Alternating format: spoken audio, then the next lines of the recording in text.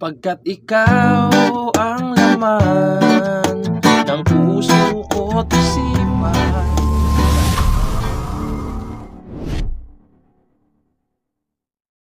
Hello mga ka-idol! So ngayon meron na naman ulit akong ituturo sa inyong magandang kanta. So yung title pala nito ay yung Ikaw ang Dahilan by Jerry Laigo.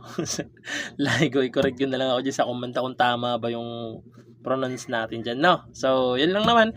So dito pala sa tutorial natin is reggae, no? Reggae version yung ituturo natin. Naturo na natin to is strumming version. Okay? So kung gusto niyo ng strumming, hanapin niyo lang diyan sa mga video natin.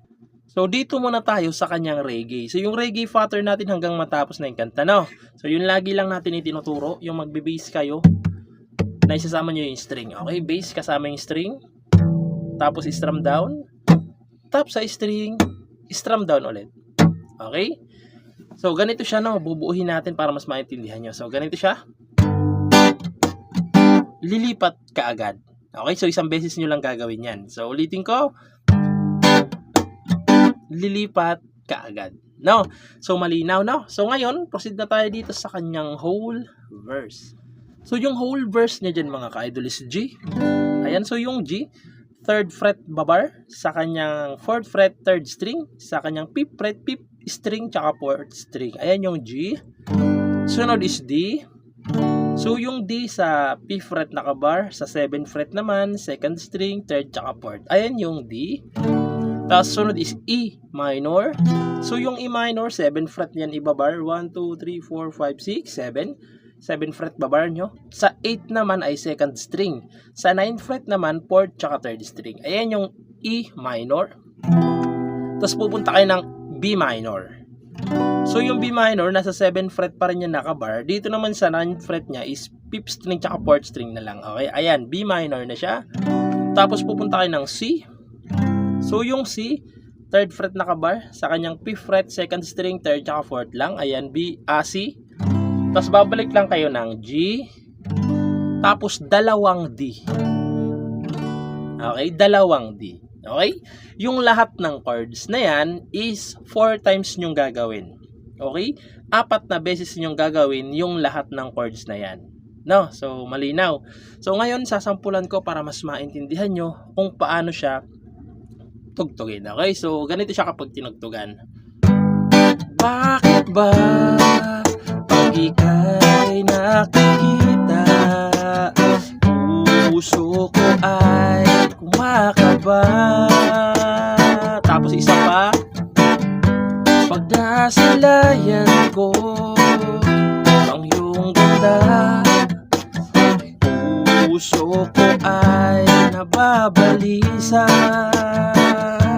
Isa pa, pangatlo, kapag ika'y katabi, ako'y di mapakali, walang ibang iniisip kundi ikaw lagi. O ulitin nyo pang-apat na, sinubukan kong ika'y kalimutan, ngunit hanggang ngayon di ko makakayanan, pagkat ikaw. Papasok na yung kanyang chorus. Okay? So ngayon, proceed na tayo sa kanyang chorus. So yung chorus niya dyan, mga ka-idol, no? So kung mapapansin nyo, nakabukod yung sa baba na chords. Okay? So kasi nagkaiba lang sila dyan sa A tapos D. Okay? So kung mapapansin nyo, may isang chords lang dyan na naiba. So yung chords dyan sa chorus is G, D, E minor, B minor, C, G, tapos ito na yung naiba, A. Okay, nagka-A siya. So yung A, sa 5th fret nyo lang yan ibabar, sa kanyang 6th fret 3rd string. Okay, 6th fret 3rd string, 7th fret 5th tsaka 4th string. Ayan, A, tapos D. Okay, so yan lang yung pinagkaiba nila, yung A lang. So pagkatapos yan, yung babang chords naman, babalik lang kayo ng G, D, E minor, B minor, C, G, D, isa pang D. Okay? So, kasi nga A lang yung nagkaiba sa kanila, kaya ako hiniwalay. Okay? So, sasampulan ko na lang ng chorus para mas maintindihan nyo kung paano siya tugtugin. So, ganito naman siya sa chorus. Pagkat ikaw ang laman ng puso ko't isipan, sa araw at gabi, ikaw ang dahilan. Yung baba naman, hindi ako makatulog sa kakaisip sa'yo. Pagkat ikaw sinta, ikaw ang dahilan. Pagkatapos ng dahilan, interlude na. Okay, so yung interlude niya dyan is G, D, E minor, B minor, C, G, dalawang D. Okay, yan yung interlude niya. Okay, papasok kaagad yung interlude pagdating doon sa ikaw ang dahilan. Pag sa dahilan, papasok na kaagad yung interlude. Okay? So, yun lang. Sana naintindihan nyo at nagustuhan nyo itong tutorial natin, no? At syempre, sa mga nagre-request dyan, comment nyo lang dyan sa baba para magawa natin ang tutorial. Ayun lang. Good luck sa bago nyong matututunan.